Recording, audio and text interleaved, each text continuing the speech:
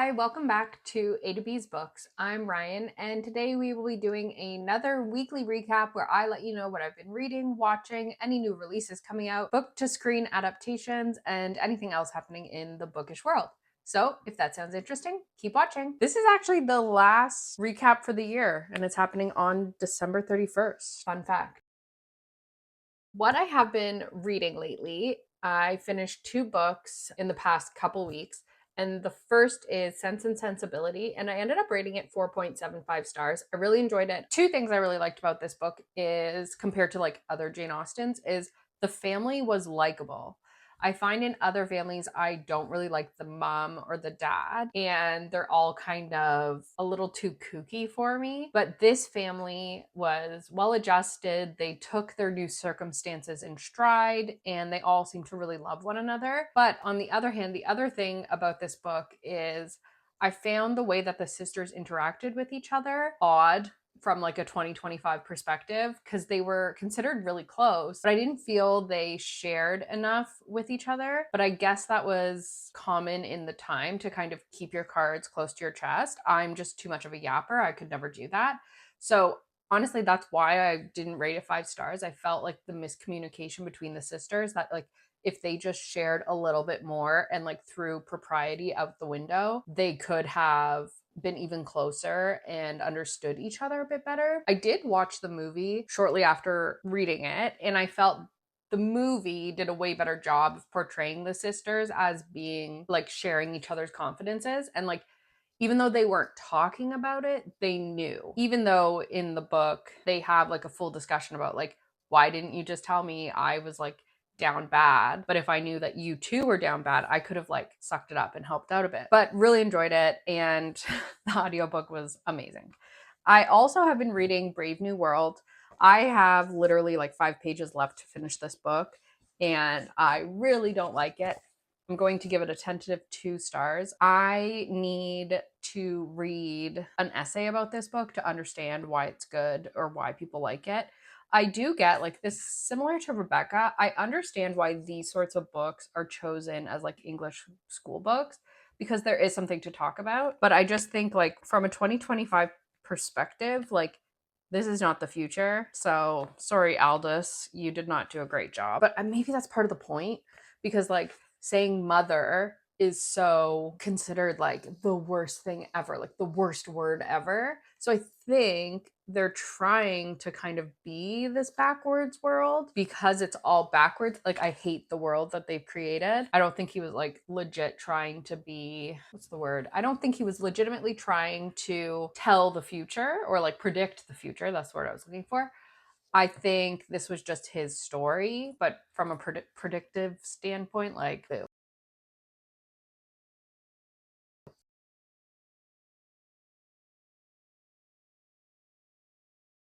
So, not a big fan. And then what I've been watching is the Now You See Me movies because I am preparing to see the third movie. It's coming out, or it's already out in theaters, but I really want to see it. So, we've been watching those movies and I've been enjoying them. They're a fun time. I think magic's kind of cool.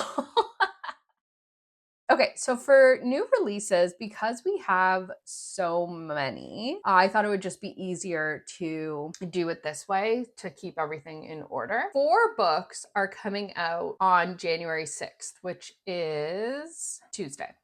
Always Tuesday. And the first one that was interesting to me was The Storm by Rachel Hawkins. It is a thriller mystery suspense book set in Alabama. The first chunk of this synopsis is St. Medard's Bay, Alabama, is famous for 3 things: the deadly hurricanes that regularly sweep into town, the Rosalie Inn, a century-old hotel that survived every one of those storms, and Lo Bailey, the local girl infamously accused of the murder of her lover, political scion Landon Fitzroy, during Hurricane Mary in 1984. And then a writer comes into town to research that crime. And I guess he brings Lo Bailey, who is accused of the crime. And she's come to clear her name once and for all. So yeah, that sounded super interesting to me. It already has a 3.89 from ARCS. The second book that was interesting is Skylark by Paula McLean. It's a historical fiction by the author of The Paris Wife. So that's kind of why it stood out to me. And it's where a woman's quest for artistic freedom in 1664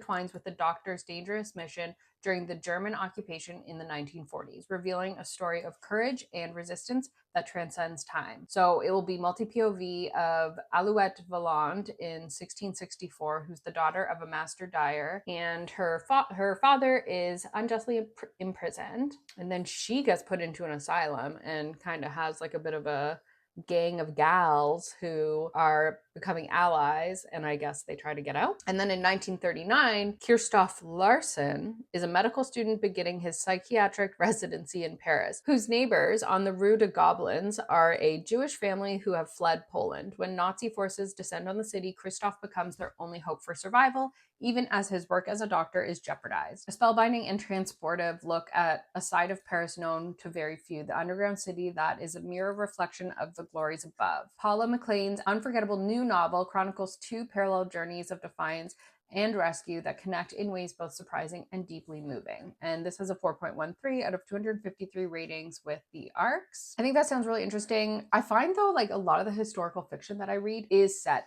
in World War II, but I've only read a couple where it's Paris World War II. A lot of my historical fiction is in England, and by Paris I mean France. I hadn't realized how much France was affected, which like that's on me for not paying attention in history class, until I read The Nightingale by Kirsten Hanna. So I think this could be another like interesting perspective from the French side. Then we have Meet the Newmans, again a January 6th release. It is a fiction novel, and they, you know, the little blurb says that it's for fans of people who liked Lessons in Chemistry and The Seven Husbands of Evelyn Hugo. I like the show Lessons in Chemistry. I never read the book. For 2 decades, Dell and Dina Newman and their sons, Guy and Shep, have ruled television as America's favorite family. Millions of viewers tune in every week to watch them play flawless black and white versions of themselves. But now it's 1964, and the Newmans' idealized apple pie perfection suddenly feels woefully out of touch.